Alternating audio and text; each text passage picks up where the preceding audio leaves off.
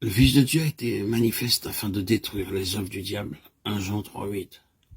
Il a effacé nos dettes en les attachant à la croix et en donnant son corps. Il s'affranchit des principautés et des puissances. Il les a exposés au mépris en sa propre personne. Colossiens 2,15. Ces passages nous révèlent un nouvel aspect du sacrifice de Christ.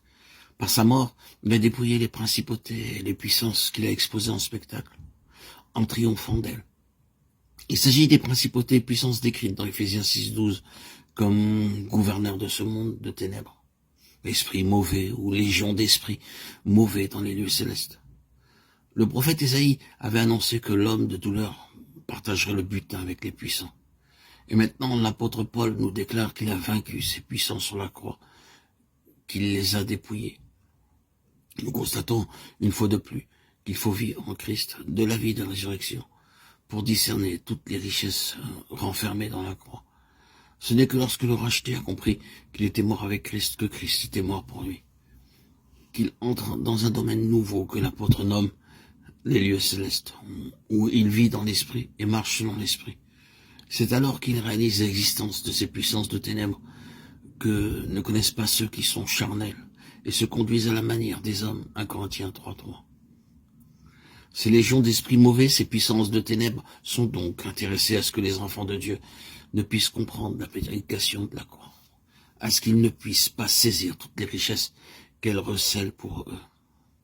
Elles sont intéressées à ce que les rachetés ne pénètrent jamais dans ces régions spirituelles où les yeux s'ouvrent sur toutes les séductions de l'adversaire, où l'on découvre que ce n'est pas contre la chair et le sang qu'il faut combattre, mais contre les légions d'esprits mauvais. Éphésiens 6,12.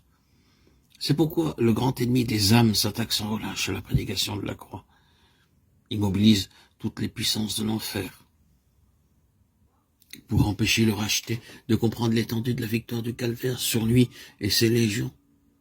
Que de chrétiens qui, dans les premières étapes de leur vie chrétienne, se laissent persuader par l'adversaire de sa non-existence. Ou bien au contraire, l'ennemi se révélera à eux avec tant de puissance en les enlaçant dans les chaînes du péché, qu'ils seront convaincus qu'il n'y a point de délivrance possible tant qu'ils habitent ce corps. D'autres discerneront l'ennemi, mais le combattront avec des armes charnelles, armes bien inutiles.